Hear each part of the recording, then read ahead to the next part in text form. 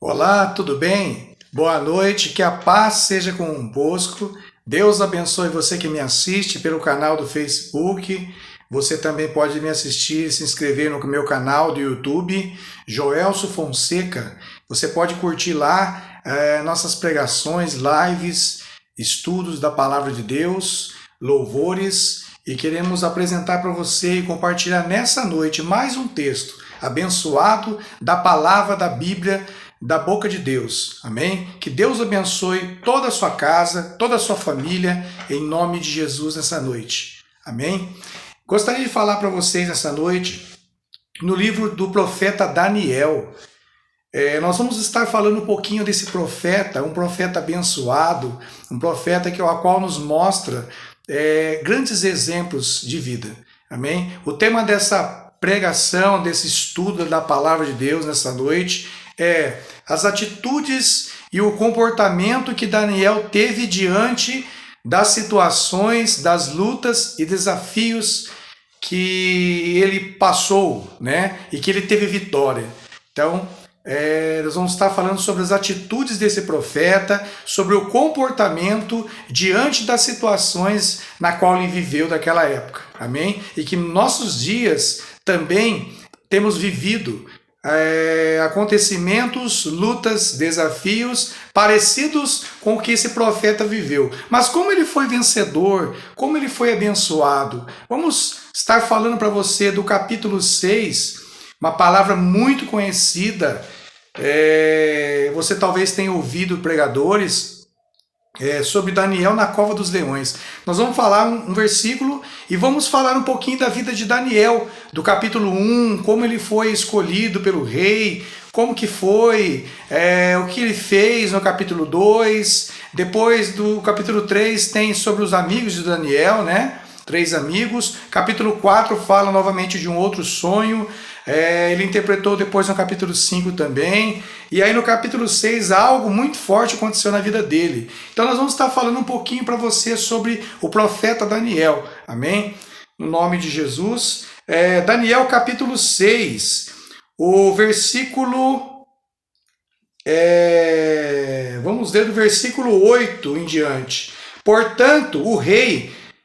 Ó rei, dê a ordem e assine, a fim de que não possa ser anulada. De acordo com a lei dos medos e dos persas, essa ordem não poderá ser anulada.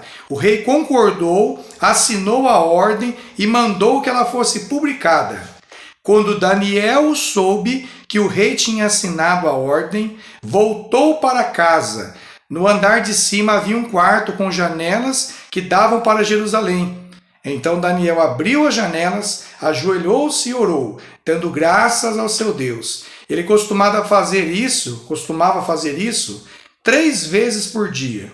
Os inimigos de Daniel foram juntos até a casa dele e o encontraram orando ao seu Deus. Então foram procurar ao rei a fim de falar com ele a respeito da ordem.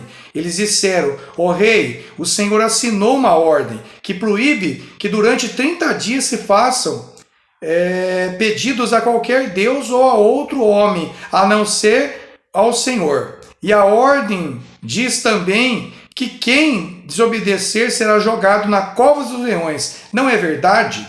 O rei respondeu: é verdade, e a ordem deve ser obedecida de acordo com a lei dos medos e dos persas. Ela não pode ser anulada. Amém? Uma palavra sobre um grande desafio, um grande acontecimento que aconteceu na história, na vida do profeta Daniel. Amém? Voltando um pouquinho no capítulo 1, como nós dissemos, eu fiz algumas anotações desse estudo da palavra.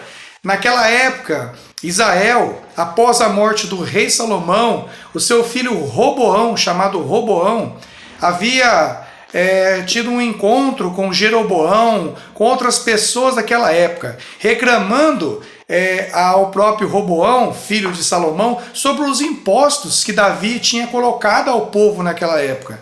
Eles estavam descontentes pelos impostos que eles pagavam naquela época, que Davi tinha colocado, e eram 10 tribos naquela época em Israel. Então Jeroboão e outras pessoas influenciaram as 10 tribos, as pessoas, os cabeças, para falar com Roboão sobre esses impostos. E aí aconteceu que o próprio povo das tribos acabou colocando Jeroboão como rei de Israel, mas do lado norte. Dividindo-se então as tribos de Israel naquela época. 10 tribos, né? Algumas cidades ficaram ao norte e outras cidades ficaram ao sul. E exatamente essa cidade que a palavra nos fala no capítulo 1, que naquela época o rei Jeoaquim, chamava Jeoaquim, né? O rei de Judá, né? No sul lá de Jerusalém, que estava do lado do sul, né? Do outro reino. Ele não estava agradando a Deus, o rei Jeoaquim, na época. E Deus permitiu que a Babilônia viesse e tomasse o reino. A Babilônia, então, através do rei Nabucodonosor, ele veio, sitiou, tomou várias pessoas, vários jovens daquela época, pessoas com sabedoria, pessoas que seria excelente para o reino, para ser treinadas, jovens capazes, de boa aparência, perfeitos e com conhecimento, instruído talvez, em algum conhecimento, em algum idioma, e desses tais, nós vemos que o Daniel, no capítulo 1 do seu livro, ele diz que ele foi levado como cativo, ele mais outros jovens, para ser preparado para se apresentar depois de 3 anos ao rei Jeoaquim.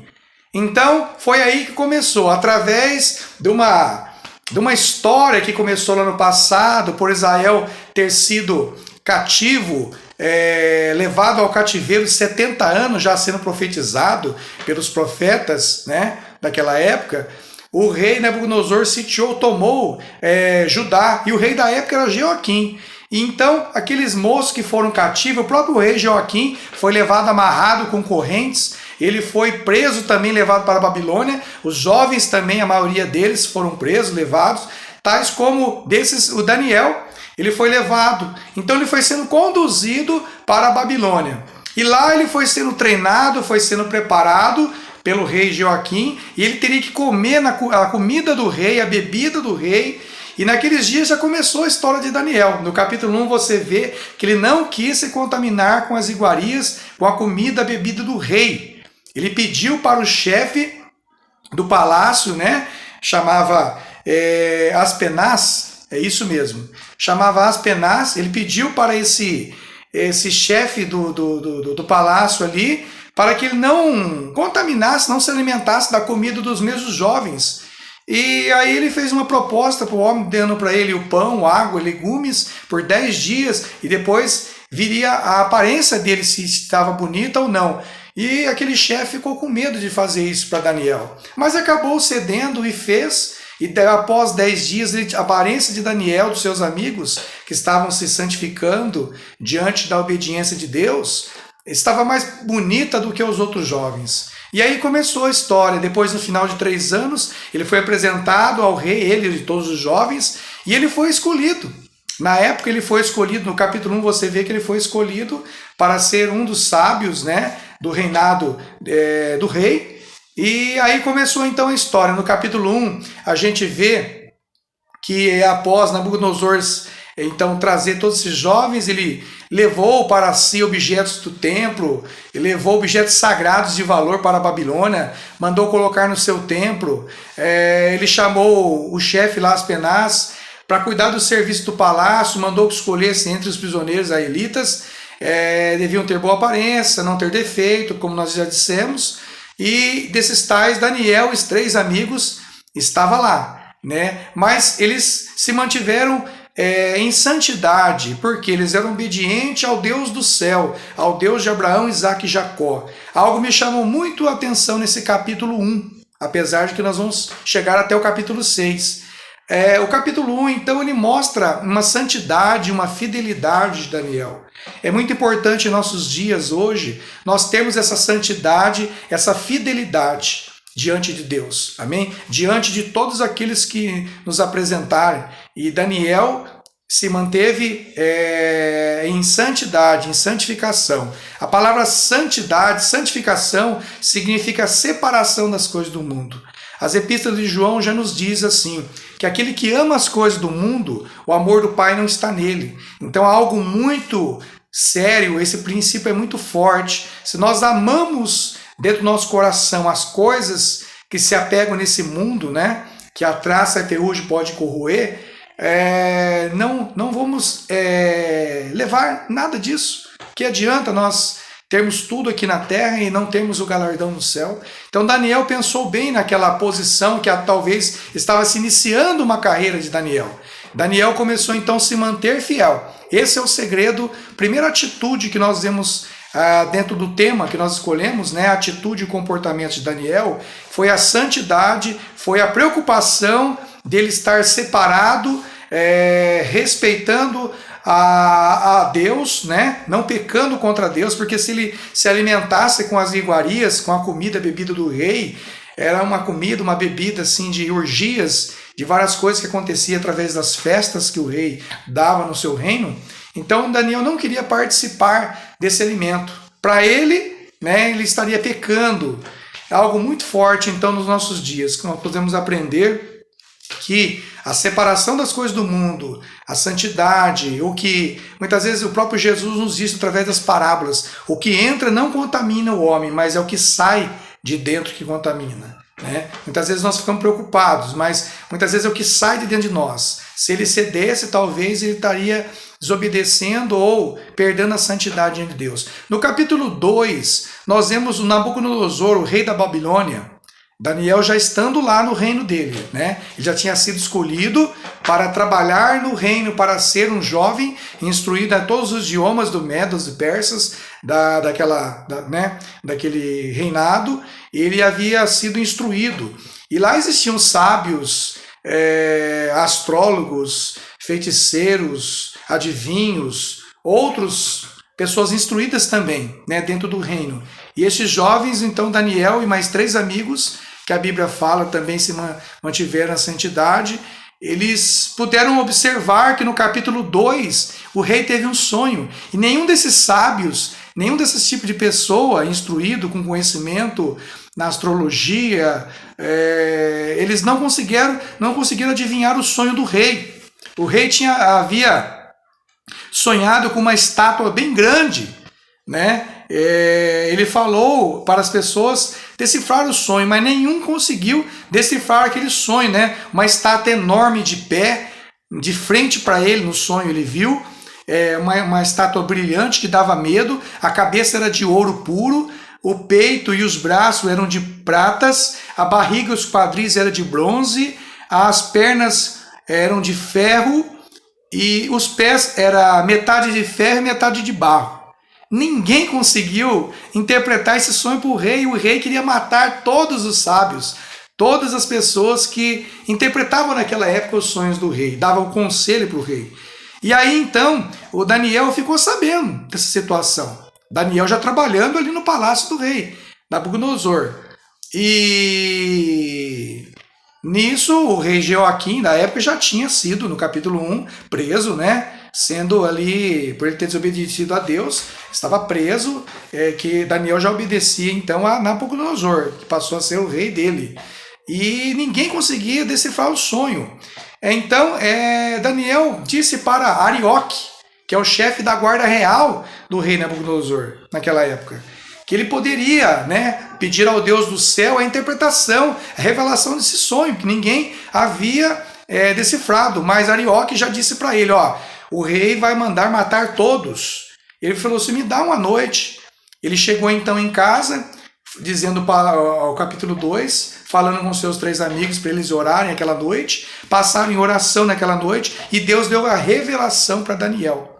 Era uma visão, a interpretação dessa estátua enorme sobre o reino próprio do futuro do Nabucodonosor, como seria o reino. Então, foi uma interpretação também, foi uma outra oportunidade que Daniel teve para interpretar e para se apresentar diante do rei. E aí nós sabemos que ele foi colocado como governador, por ele interpretar tão bem o sonho do rei, a visão do rei, ele foi colocado por cabeça. Ele foi só subindo, Daniel foi subindo, porque ele manteve a santificação, a confiança em Deus, ele orou a Deus pedindo junto com seus amigos a interpretação, e Deus deu a interpretação a ele. O capítulo 3 de Daniel já vai falar um pouquinho sobre os 3 amigos, o que aconteceu diante dos amigos naquela época não se dobraram diante da ordem do rei, também diante da estátua que o rei tinha feito. Mas como nós estamos falando de Daniel, então nós vamos lá pular para o capítulo 4. Nabucodonosor também teve outra visão, um outro sonho, né? E dessa vez foi de uma árvore bem grande, que ela cresceu até tocar o céu. E um anjo veio e deu ordem para cortá-la.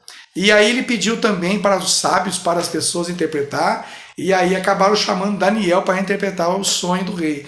Daniel novamente interpretou o sonho, tornou-se governador. Daniel foi subindo de cargo, subindo de posição, algo muito interessante para os nossos dias, mas ele foi mantendo a fidelidade com Deus, seguindo os princípios e a regra do Deus vivo, e Daniel interpretou o sonho daquele rei, o rei ficou contente, e aqueles amigos de Daniel, né, Misael, Mesaque e Abidnego, né, Sadraque, Mesaque e Abidnego, nomes babilônicos, eram amigos de Daniel. No capítulo 3 eles passaram pela fornalha, né, a fornalha ardente, nós sabemos da história, mas nós estamos falando de Daniel. E o capítulo 4, então, ele interpreta o sonho desse rei, novamente. No capítulo 5 vai falar, então, sobre o filho de Nabucodonosor. Após a morte de Nabucodonosor, Belsazar, filho de Nabucodonosor, deu uma grande festa. E aqueles cálices, no capítulo 1 de Daniel, aqueles utensílios sagrados que o rei Nabucodonosor trouxe para a Babilônia, para seu templo, o filho dele pegou na festa, uma grande festa que ele havia feito no seu reino, as taças de ouro do utensílio, né, as taças que ficariam no templo do Senhor, lá em Judá, em Jerusalém. E ele dando aquela grande festa, Deus também ficou, porque ele se engrandeceu, né, maior que Deus, e quis, tomando no cálice de Deus, né, do templo de Deus, porque foi roubado pelo seu pai, e uma sombra, apareceu uma mão e escreveu lá na parede 3 palavras, né, palavras fortes que seria o fim do reino dele. E ninguém conseguia interpretar também, ninguém conseguiu interpretar. Nesse capítulo 5, foi muito forte, ele ficou muito assustado, esse rei, ele ficou assustadíssimo.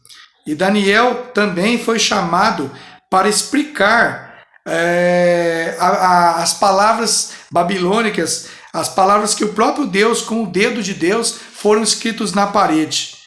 E foi muito forte, que ele ficou com medo, e as palavras que foram escritas, a mão escreveu na parede, eram Mene, Mene, Tekel e Parsim. E a explicação foi que Daniel deu. Mene quer dizer que Deus contou o número dos dias do reinado do Senhor e resolveu terminá-lo. Tekel quer dizer que o Senhor foi pesado na balança e pesou muito pouco.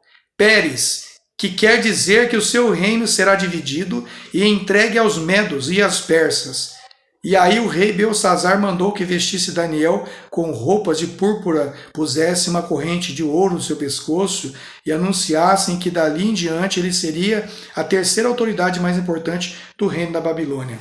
Então Daniel novamente foi exaltado, foi glorificado através da interpretação, da revelação que Deus deu a ele. Mas, através de uma desobediência do filho de Nabucodonosor, Belsazar, Deus acabou escrevendo com o dedo na parede aquela mensagem para ele. E assustou, ele ficou muito com medo, ninguém decifrou, ninguém conseguiu interpretar, e Daniel conseguiu novamente. Falando agora do capítulo 6, um capítulo muito conhecido, Daniel na cova dos leões. Nós sabemos então que Daniel, após ser colocado como rei, como um dos 3 mais importantes do reinado babilônico de Belsazar, e naquela mesma noite o Belsazar, o rei da Babilônia, foi morto, e o rei Dário, no capítulo 6, ele assume então o trono, aquele país, e ele resolveu dividir aquele país, né, em 120 províncias, né? Ele colocou 120 governadores, colocou príncipes, e ele colocou 3 ministros principais para tomar conta dessas 120 províncias. E dos tais, como Belsassar já tinha escolhido, o rei anterior, Dário então manteve Daniel como um dos 3 ministros para tomar conta daquelas províncias que ele havia dividido. Algo muito interessante, muito forte, começa aí então um pouquinho da história mais de Daniel. Daniel foi considerado um dos 3 ministros, foi colocado numa posição de reverência, uma posição no governo do rei Dário, como um dos principais. E aí o que aconteceu?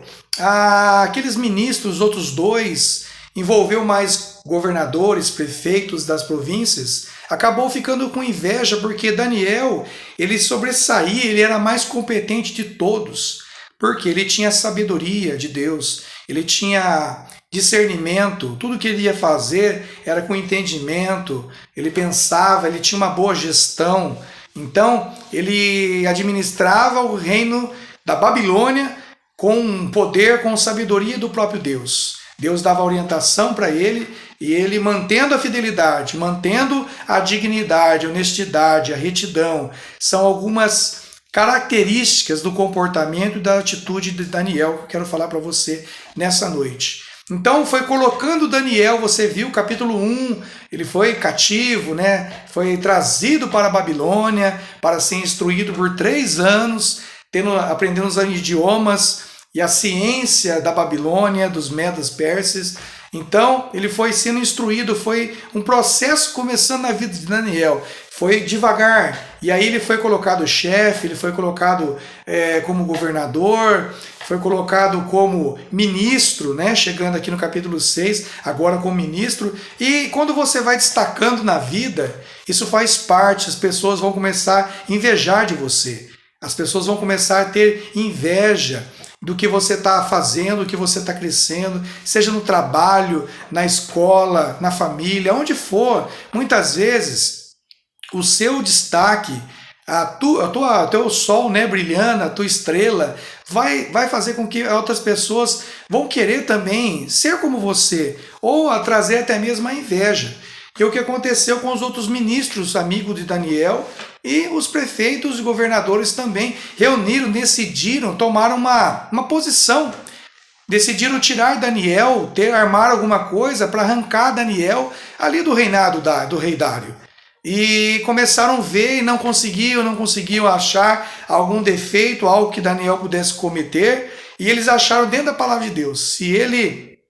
Viram que Daniel orava 3 vezes ao dia, pedia para Deus, falava com Deus.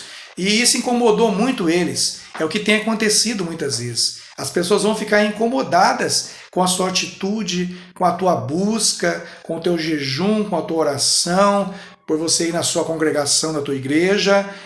Eu não prego placa de religião, tá? Eu tenho um conhecimento da palavra já há um pouquinho mais de 20 anos e não me exalto por isso. Estamos aprendendo ainda, temos nossas diferenças, nossos pensamentos, né? Procurando colocar dentro da vontade de Deus a palavra, e Deus vai moldando a nossa vida a cada dia. Assim como foi trabalhando na vida de Daniel. Foi algo interessante. Ele foi aproveitando as oportunidades. Eu quero dizer para você, onde você estiver plantado, vai aparecer problemas, vai aparecer situações que você pode ajudar. Como aquele bom samaritano. Nós possamos, muitas pessoas têm passado de largo, né? Passa, vê a pessoa caída, não ajuda, vê aquele irmão, aquela irmã, aquele vizinho, aquela pessoa caída na sarjeta, passa de largo, sacerdote, levita, pessoas de igreja, passam de largo muitas vezes, pessoas de comunidade religiosa, de seita, não sei o credo seu, né? Mas muitas vezes nós conhecemos a palavra, mas passamos de largo. Mas existe um bom samaritano, que ele parou.